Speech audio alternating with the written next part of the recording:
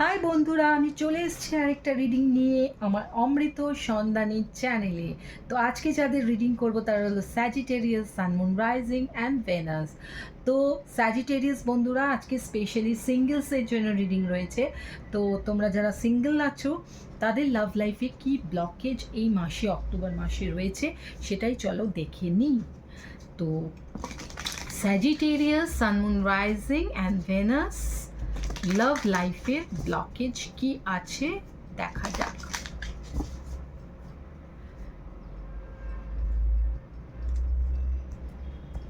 তো প্রথম কার্ডটা হলো গেটিং হার্ট, নেক্সট কার্ডটা হলো টু মাচ, থার্ড কার্ডটা হলো সোলমেট অনলি।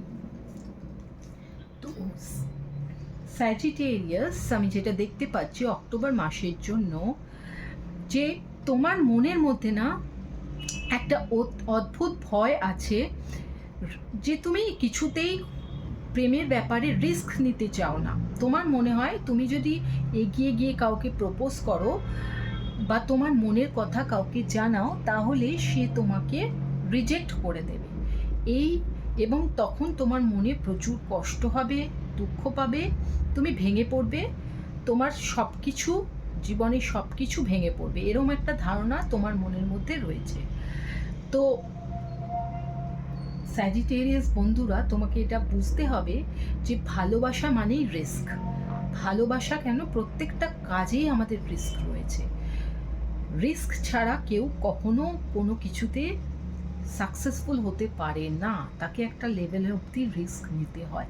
আর ভালোবাসা তো এমন একটা জিনিস যেটা মন দেয়া নেয়া নিয়ে, তো সেখানে তো একটা রিস্ক থেকেই যাবে। কারণ একটা মানুষকে আমি আগে প্রথমেই তো বুঝে উঠতে পারবো না, কিছু সময় দিতে হবে এবং ততদিনে তার সঙ্গে আমার একটা অ্যাটাচমেন্ট হয়ে যাবে। অ্যাটাচমেন্ট হওয়ার পরেও হয়তো আমরা মনে করি যে না, এই মানুষটা আমাদের জন্য ঠিক নয় বা এই মানুষটা আমাদের জন্য ঠিক, তখন আমরা একটা ডিসিশনে আছি। তো সেই জন্য তখন তো একটা ততদিন তো একটা অ্যাটাচমেন্ট হয়ে যায় একটা মানুষের প্রতি। তো সে তখন যখন সে চলে যায় আমাদের ছেড়ে, তখন আমাদের কষ্ট তো অবশ্যই হয়। আমরাও যদি কাউকে এরম অবস্থায় ছেড়ে যাই তার কষ্ট হবে। তো এটা একটা নর্মাল ব্যাপার। কিন্তু তাই বলে কি আমরা ভালোবাস ভালোবাসতে ভুলে যাব বা কাউকে ভালোবাসা দেব না, তা তো নয়। তো সেই জন্য এই রিস্কটা আমাদের সবার জন্য থাকে, শুধু তোমার জন্য নয়। তোমাকে সেটা বুঝতে হবে এবং তোমাকে চান্স নিতে হবে। নেক্সট আমি দেখতে পাচ্ছি যে তুমি তোমার সম্বন্ধে অন্যদেরকে বা তোমার প্রেমিক প্রেমিকাকে অনেক কিছু এক্সপ্রেস করে দাও। তোমাকে তুমি পুরো নিজেকে একটা খোলা খাতার মতো তুলে ধরো, যাতে সে সম্পূর্ণরূপে প্রথম মিটিংয়েই বা দ্বিতীয় তৃতীয় মিটিংয়েই তোমার সম্বন্ধে সে অনেক কিছু ধারণা তার হয়ে যায়। সেই জন্য তার কি হয়, একটা মানুষকে জানার জন্য যে ইন্টারেস্টটা লাগে, ধীরে ধীরে সেই ইন্টারেস্টটা গ্রো করে। সেটা যদি কোনো মানুষ 2-3 দিনেই জেনে নেয়, তখন তার ইন্টারেস্টটা কমে যায়। সেই জন্য তোমার প্রেমিক প্রেমিকাকে যখন তুমি ইন্টারাক্ট করবে, তখন তার জন্য একটা সাসপেন্স রেখে দাও। সব কিছু তাকে শেয়ার করো না প্রথমেই, ধীরে ধীরে ইন্টারেস্টটা গ্রো করার চেষ্টা করো। থার্ড, আমি দেখতে পাচ্ছি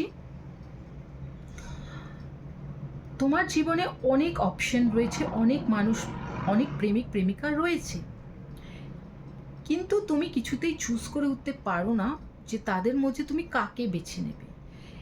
সবাইকে নিয়ে তো আমাদের পক্ষে চলা সম্ভব নয় এবং সেটা হায়ার লেভেল অফ কমিটমেন্টেও যাবে না।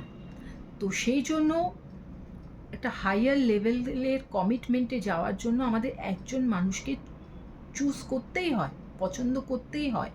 সেটা কোনো পাপ নয়।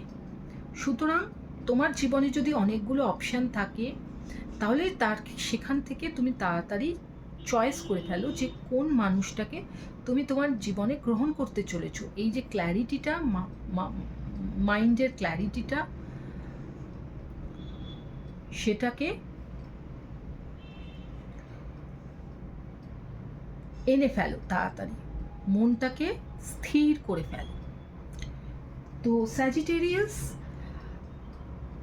আশা করব এই ছোট্ট রিডিংটা দিয়ে তুমি উপকৃত হয়েছো। এরকম যদি আরও ছোট্ট ছোট্ট রিডিং তুমি দেখতে চাও, প্লিজ আমার চ্যানেলটাকে সাবস্ক্রাইব করে রাখো এবং বেল বাটনটা অন করে রাখো, যাতে নেক্সট রিডিংটা তুমি দেখতে পাও। আবার আসছি একটা নতুন রিডিং নিয়ে। ততক্ষণ সুস্থ থাকো, ভালো থাকো, খুশি থাকো। Tata, bye bye.